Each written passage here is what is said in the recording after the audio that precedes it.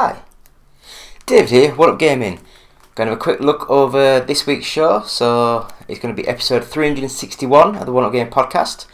We're going to try and give this away this week. We're going to try and give t-shirts away this week.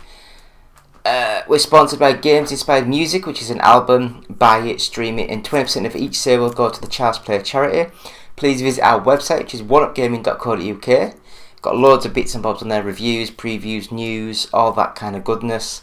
You can buy t-shirts from our store, so it's either from the Etsy store, so One Up Gaming, all one word, or at the bottom of the YouTube sort of options, it says like store, and you can click on store and see all the bits and bobs we've got there.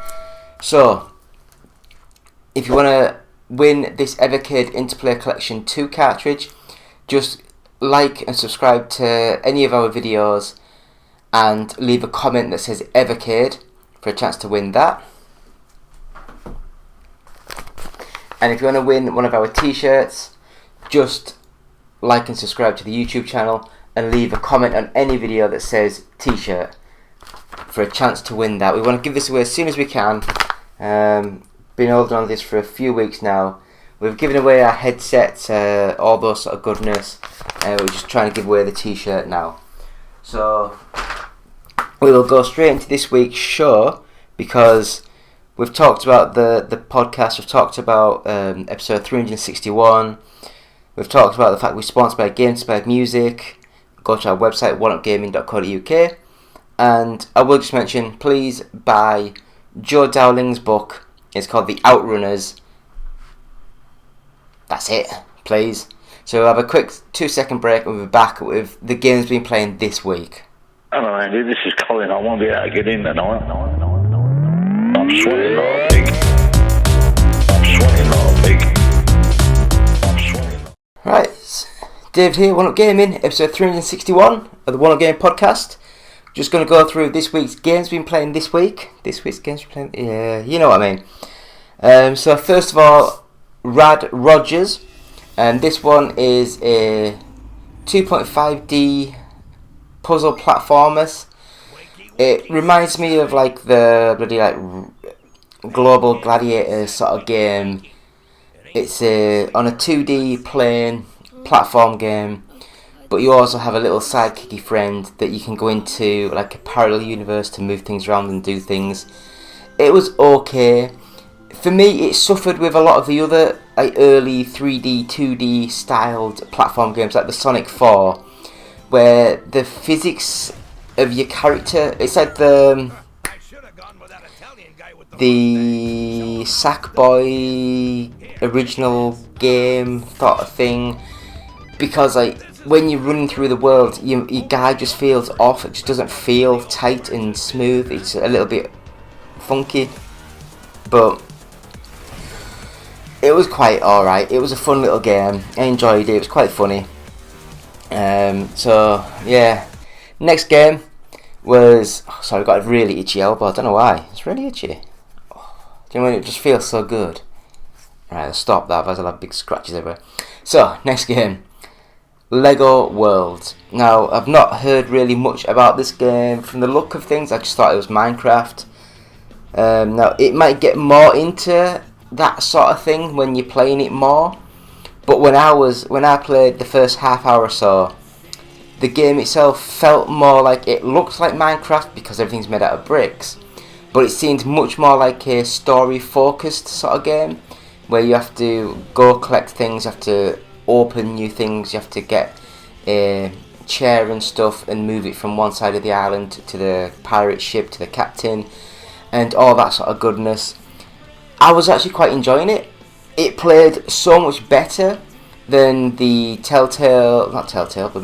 Traveller's Tales, like Lego sort of games, you know, the Star Wars Lego and the Harry Potter Lego. Well, I guess it's Lego Harry Potter and all that sort of stuff. I just felt this felt more like a accomplished game, whereas the Traveller's Tales ones, I've never liked them. I've never liked the games. They just don't feel right to me. But they sell in the bucket loads, and I guess Lego Worlds didn't sell.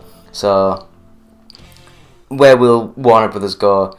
Make more crap that sells millions, or make something a little bit different, a little bit more niche that just doesn't sell. I know where I'd put my money if I was them. But Lego Worlds, give it a go. I loved it. I thought it was a really good little game. Next game, Elevator Action Returns S Tribute. And now this game, well, I think I played it on the Xbox. I think I also have it on the PlayStation 5 as well. But this is a arcade / Sega Saturn game that came out in like 95, 96 sort of time in Japan. Was it Taito that made it? And it's just the Elevator Action sort of series, but it's being remade up. It's like a sequel to it. It looks gorgeous. The animation's amazing. Scaling, sprites, side view, going down the elevators, trying to get through and kill everything that moves. It's an amazing little game. I really loved it. The buildings explode and crumble, and then you go into different view, like it zooms in and goes into things. Good game. I really enjoyed it. I think it's only cheap. It's a nice game. I really loved it. So next up we have Juju. I think Juju. Now when I first got this, I thought it was a 3D platform game because I was imagining in my head, is it Tak and the Power of Juju? I think. And I was just imagining that game. But this is a completely different game. It's another 2D plane, 3D platform game. It's probably not quite as good as Rad Rogers, but it looks nice, it plays nice. More of a kiddie friendly sort of game, I would say. So if you're wanting a cheap little game for a child, like 10-year-old and younger, give it a go. It's nice art style, bright, bold and colourful and all that malark. Next game, I had to buy it just because of the name. Sensible Blood Rugby. Now, if anyone knows me, I'm a massive Sensible sort of like software fan. So Sensible Soccer, Cannon Fodder, Megalomania, that kind of stuff. Now, 2 seconds, I'll just freeze frame and I'll come straight back. Now we have these on sale on our website. Now this is the old design of the cup. As you can see, it's got the old logo on, but it basically says, John Hare says, stay sensible and listen to the One Up Gaming podcast. So we got John Hare's permission to use his likeness in our official cup, and yeah, I thought I'd show that. We do sell these on the actual store, and yeah, we've got the new ones now with new logos. I've not used this ever. It's just been sat on my desk. It's like a prop, which is weird because I don't use the desk. I've got loads of stuff down here, you know. I've got this massive pillow down here as well, but I don't know if you can hear any of that because the pillow is in the way. Anyway, Sensible Blood Rugby. As the name suggests, yes, it does look very small, pixelated characters that you run around and jump on things, but you can do proper, you know, like, I was going to say rugby tackles, but yes, you can do proper, like, almost killing people and blood and stuff, and it's like, it wasn't too bad. It's another really basic, cheap game that the developers probably want to milk the Sensible name, if there's anyone that still remembers Sensible, sort of like soccer, and they want to put the word blood in there, so kids think, oh, it's got loads of blood, I'll buy it. It's alright. I think it was only about 3-4 quid, so I guess for that price you can't go wrong, just for a couple of hours just to mess around. If you have mates, it'll be an amazing little multiplayer game, just smashing hell out of everyone. It's quite fun. So, moving on to the next bit of games.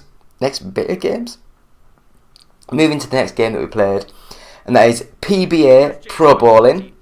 Now this one is a league bowling simulatory type thing. I felt as though that the Skittles, are they Skittles? The pins? I call them pins. The pins didn't seem to have the weight and the physics properly down, so when the ball hit them, there didn't seem to be the transfer of weight into the pins, so that kind of disappointed me. It looks okay. It looks like a shiny 360 game, you know. But then again, it's like they're not going to put a massive amounts of budget in a bloody 10-pin bowling simulator. I think this sort of game's more for the American market because America, it's still one of the biggest weekly sports that people do. Whereas in the UK, it's just something you do for a party when you go to someone's 10th birthday party. We don't really do it as sport over here. It's still quite fun, but it's not a bad little game. Again, it's only about a £5, so it's not too bad. And the last game we played this week is Tom Clancy's The Division 2. And I will say I was quite surprised and shocked at, one, how gloriously gorgeous the game looks even now, because it's a few years old now. It still looked amazing, it played amazing, the graphics is so good. I played it basically single player, and I loved it. The fetch quest, the sort of run around, do stuff, it really worked well. I really enjoyed what I played of the game, and what can you say, it's a really good little game. Third person shooter, combat, loot, all that kind of goodness, and the graphics are amazing. If you can find it cheap, buy it. It's a good little game. So please stick around to the YouTube channel. We have every Monday we have the UK Top 40s. Every Tuesday we have Boostroid by the T-shirts online. Every Wednesday we have Which is Best. Every Thursday we have the Retro Thursday. Every Friday we have the podcast, and we have the games played this week on the Saturday and the weekly news on the Sunday. So we'll have a quick break and come back with this week's news.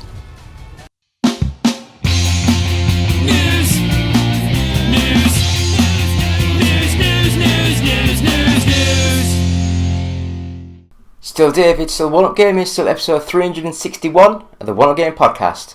So we're going to go through a bit of news this week, and yeah, it's going to be really quick. Just doing a quick dirty podcast this week.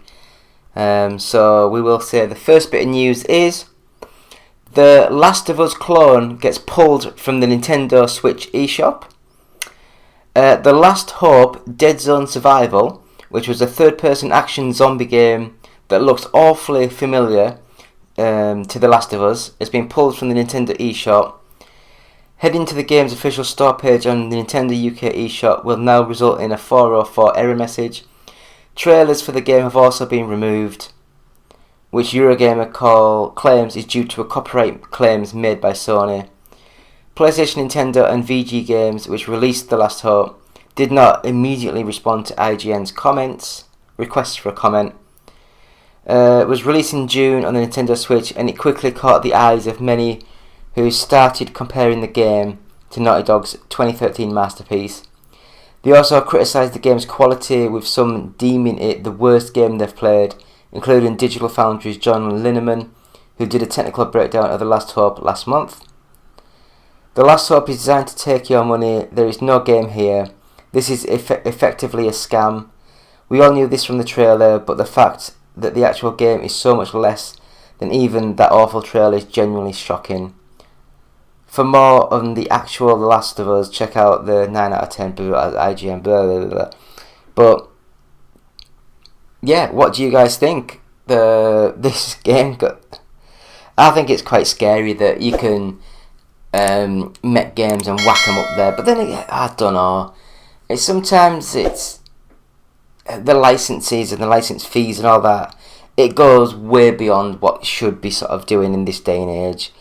Don't get me wrong, yes, if you design a character you want to get paid for it, but is putting that design on a t-shirt that sells 2 copies a year worth the effort of doing all that, and then that person's not going to pay for the license because they're only selling 2 t-shirts, and it's not worth the effort.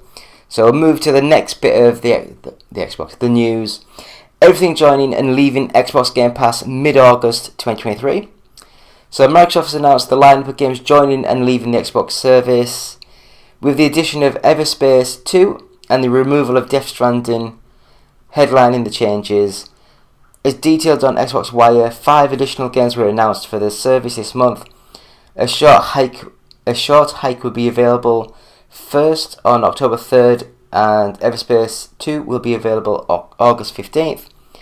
Check out the full list of titles joining Xbox Game Pass and their respective platforms below. A short hike will be cloud, console and PC from August the 3rd. Broforce Forever Cloud, Console and PC from August 8th. Limbo Console, Cloud and PC August 9th. Airborne Kingdom Cloud, Console and PC August 10th. And Everspace 2, which is Cloud, Xbox Series X and S, and that is on the August 15th. 4 games will be leaving the service on August 15th, including Hideo Kojima's Death Stranding for PC, Edge of Eternity, Cloud, Console and PC, Midnight Fight Express, Cloud, Console and PC, and Creative Assembly's Total War Warhammer 2, and that'll be for PC. So what do you guys think? Do you like the fact that they pull games, put new games on, or would you rather just have the service where you just buy what you want and then just use what you want? I kind of like the idea of just being drip fed random games, because a lot of the games I play, I just play random stuff. I don't sit and play a lot of games all the time. So to have different games available at different times, it really helps me sort of like play some of the games which I've never really played before. So we'll move into the next bit of news, and that, my friends, is Bomb Rush Cyberpunk is coming to Xbox and PlayStation in September. And Bomb Rush Cyberpunk Team Reptile's upcoming action-adventure game, heavily inspired by Jet Set Radio, is coming to Xbox and PlayStation on September 1st, 2 weeks after the release on PC and Nintendo Switch. It was announced way back in 2020 by Team Reptile, with confirmation that the game would release on Steam and Nintendo Switch.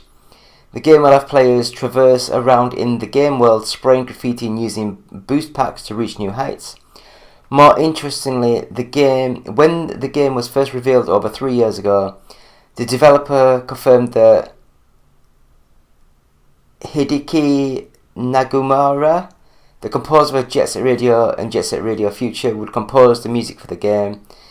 The game was originally supposed to launch last year, but in August, Team Reptile confirmed it would delay the game to summer 2023, while also confirming that Bomb Rush Cyberpunk would come to other consoles shortly after its initial release on PC and Steam. So, are you guys excited for this? I loved Jet Set Radio. I hated the American version of the game. Why call it Jet Grind Radio? Just call it Jet Set Radio. I mean, I'd understand why they changed in the UK, because we had a massive game franchise in the late 80s, Jet Set Willy. And so I'd understand why they changed the Jet Set to, from Jet Set Radio to Jet Grind, to differentiate the names and the stuff. But I don't know. What do you guys think? Are you looking forward to this game? Have you even heard of this game? I remember seeing the trailers probably like 2 years ago, and I kind of forgot about it. So I might be looking more into it now. Well, please leave comments and see how things are going. So we'll go to the next bit of news, and that is Spider-Man Beyond the Spider-Verse release date is delayed indefinitely as the strike continues. So Ghostbusters and Kraven the Hunter also delayed, while Bad Boys and Venom get release dates. Sony Pictures' release schedule is seeing some major changes due to the ongoing SAG-AFTRA strike, with Ghostbusters Afterlife 2 and Kraven the Hunter both being delayed, and Spider-Man Beyond the Spider-Verse being removed from the schedule entirely. Beyond the Spider-Verse, which originally set to release March 29th, 2024. That's not long, is it? God, normally about 3 years out of these sort of movies. I guess they were making it in conjunction with the second one. So the cast wasn't available to complete dialogue recordings in time for the spring release. Sony Pictures is reportedly considering several release dates depending on how long the strike lasts. Elsewhere, Ghostbusters 2 is being pushed from Christmas 2023 to Spider-Verse's former slot, and Kraven is shifting from October 2023 to August the 30th, 2024. Bloody hell, that's nearly a year. A Karate Kid reboot has also been delayed, with Blumhouse's They Listen being delayed indefinitely. Finally, sequels to Bad Boys and Venom now have a summer 2024 release date. So that, my friends, is the stuff. So pause the screen if you want to see that in more detail. So what else has been? Game of Thrones writer George R.R. Martin is among those who believe there will be a long and bitter work stoppage. In the meantime, many more movies and shows are apt to be delayed, as both sides digging. So yeah, it's weird, all this stuff. It really is. I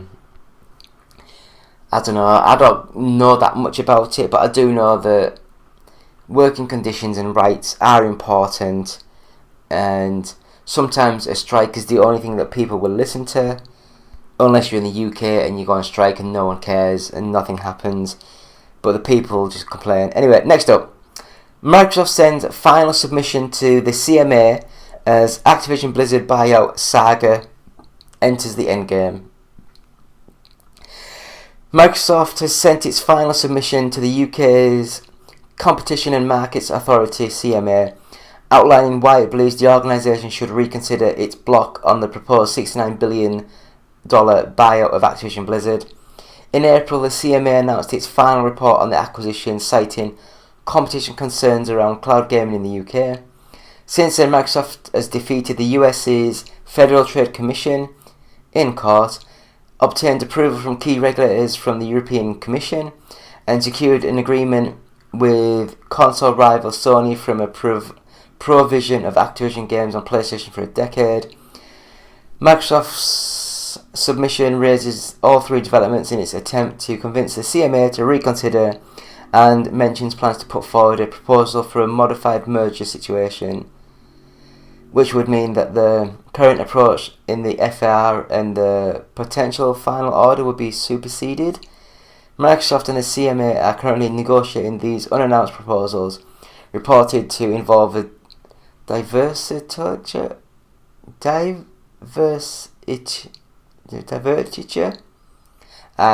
English is not my friend. That could relate to a licensing deal for the cloud. So the CMA is the last obstacle for Microsoft to negotiate or navigate in order to get the deal signed. What do you guys think? I think it is crazy. I think they've agreed and done everything everywhere in the world, and it's just weird how us little Britons, are holding the whole thing up. We as Britons have a God complex. We believe we're still in charge of half the world. We are not. We've released our control. We've stopped the dictatorial ownership of a lot of things. That it's just crazy. But yeah, it's just a mental situation. So hopefully we'll get these things sorted soon. And we'll go into the last bit of news, and unfortunately it's sad news, and that is Paul Reubens, the actor who played Pee Wee Herman, dies at 70. So the actor had been privately fighting cancer. Paul Reubens, who's best known for the actor behind Pee Wee Herman, has died at the age of 70. His estate announced in an Instagram post today, I guess that was yesterday maybe, a couple of days ago, 31st of July. Last night we said farewell to Paul Reubens, an iconic American actor, comedian, writer and producer whose beloved character, Pee Wee Herman, delighted generations of children and adults with his positivity, whimsy and belief in the importance of kindness. Paul bravely and privately fought cancer for years with his trademark tenacity.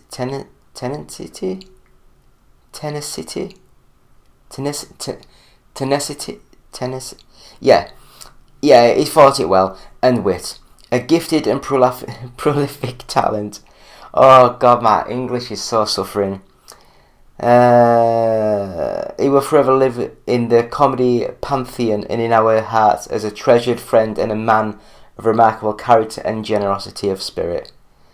Reubens first started building the Pee Wee Herman character in the 70s after joining famous Los Angeles based improvisational comedy team, The Groundlings. There he met actor, comedian and screenwriter Phil Hartman, with whom he developed Pee Wee. With his grey plaid suit, red bow tie, iconic laugh and dorky persona, Pee Wee quickly became Reubens' staple, After Rubens auditioned for the 1980-81 cast of Saturday Night Live and didn't make it in, he and Hartman cobbled together $5,000 to create a stage production, The Pee Wee Herman Show, which was popularised after HBO filmed one of the performances and it aired as a comedy special in 1981. Following the success of Pee Wee Herman's show, the character and Rubens' career quickly took off. Rubens took the show on the road across the US, made several popular appearances on Late Night with David Letterman in 1981, sold out on New York's City's Carnegie Hall. Rubens' big break in feature films, however, came in 1985, while he had appeared as Pee-wee in 1980's Cheech and Chong's Next Movie. He got his own film in 1985 with Pee-wee's Big Adventure, directed by Tim Burton. It grossed a decent $40 million on a $7 million budget and has since become something of a cult classic. The year after Pee-wee's Big Adventure, Rubens secured an ongoing spot on television in Pee-wee's Playhouse, which featured more family-friendly humour than the character's previous iterations. The show was a hit, garnering 15 Emmy Awards and airing on CBS Saturday mornings from 1986 to 1990. Oh yeah, this is what I remember from a few years ago. Rubens' reputation, however, took a serious hit in 1991, I guess it's more than a few years ago, after the entertainer was arrested for indecent exposure in a Florida movie theatre that showed pornographic films. Rubens largely stepped away from the Pee-wee character after that and started to do more interviews as himself. The character would be revived decades later though when he brought back the Pee Wee Herman Show on Broadway in 2010. A film revival of the character Pee-wee's Big Holiday was released to Netflix in 2016 to positive reviews. Rubens' other film credits include Batman Returns? The Nightmare Before Christmas, Matilda and Mystery Men, as well as TV appearances in shows like Reno 911. So, Pee Wee Herman. God bless. Night. I don't know what I'm saying, to be honest. But yeah, that's sad. It's always sad when someone big, famous, massive dies. And I think it's weird when you say that because every day hundreds of thousands of people probably die, and unless you know that person, you don't really care. You don't think about it. And it's all these celebrities that you've never met, you've never known, but because you've watched them for 20, 30 years, they feel as though they're part of your life, your family, and it is just weird. It really is. So we'll have a quick break and come back with the UK Top 40. So, back in a few.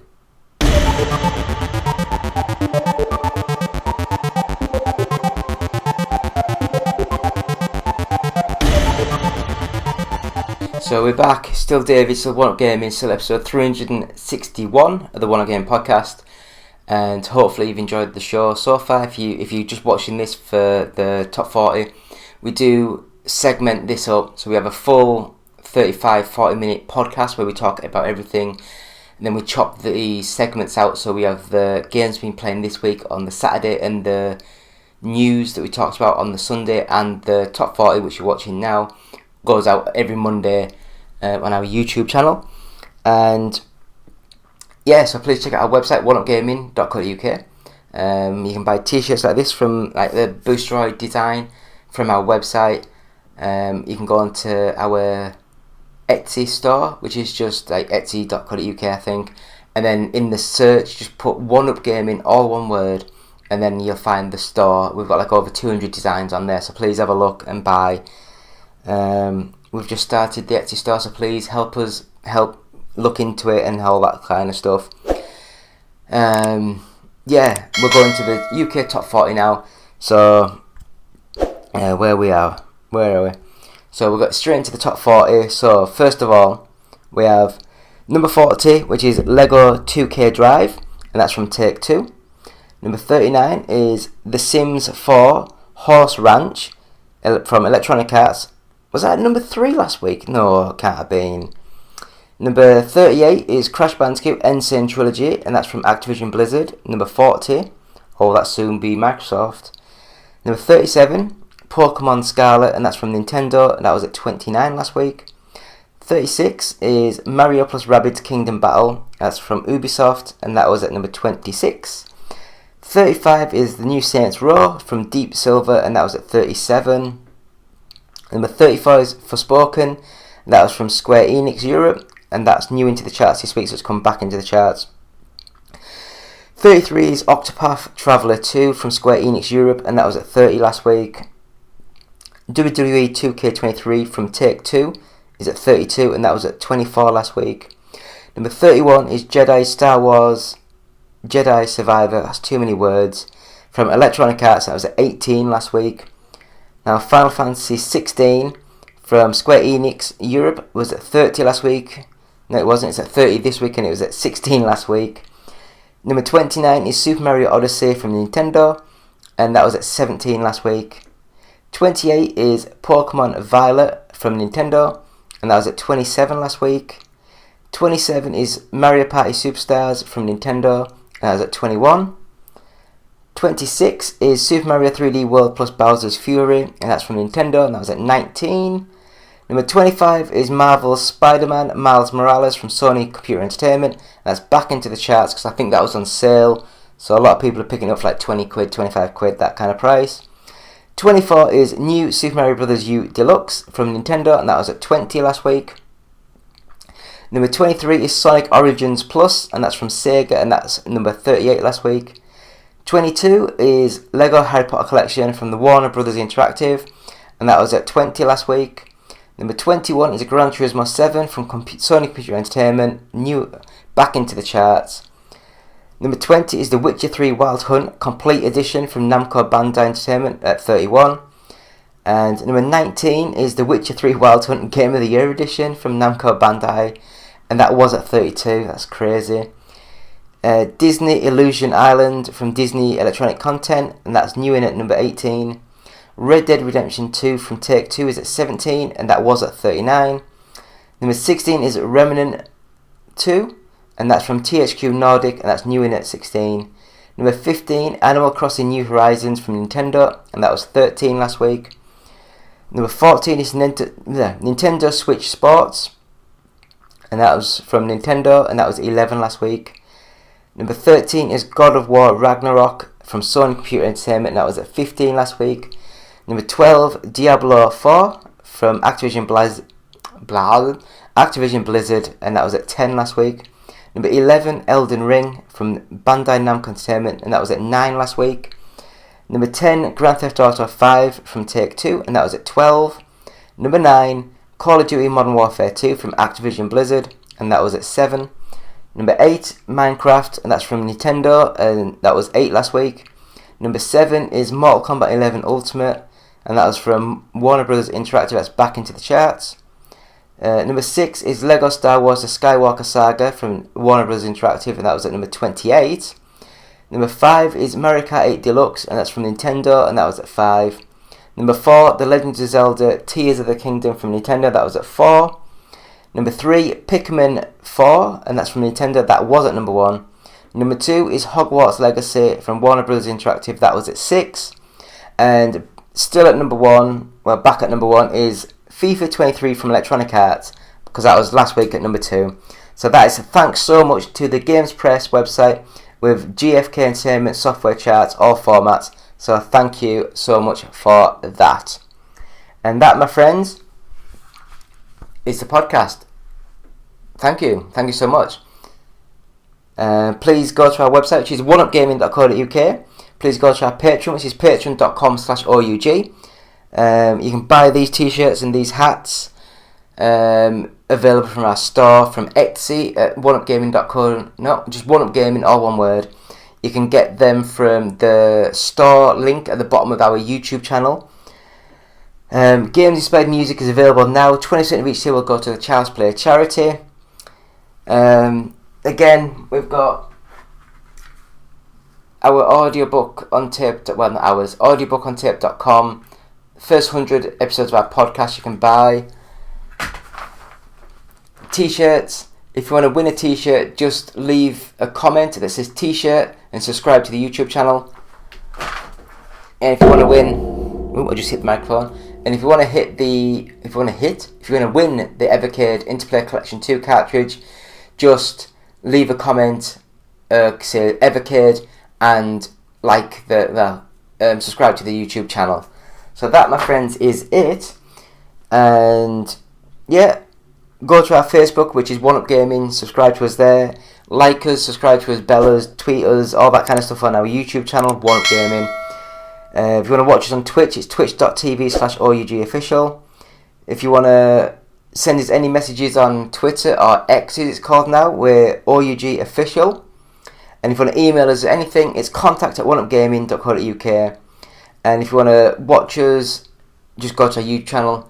If you want to listen to us through iTunes and things like that, just subscribe to us, 5 stars, positive feedback. It really helps with the searches when people are looking for a stupid little podcast that they can listen to and while away half an hour of their life.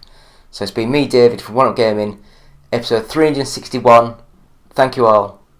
Goodbye.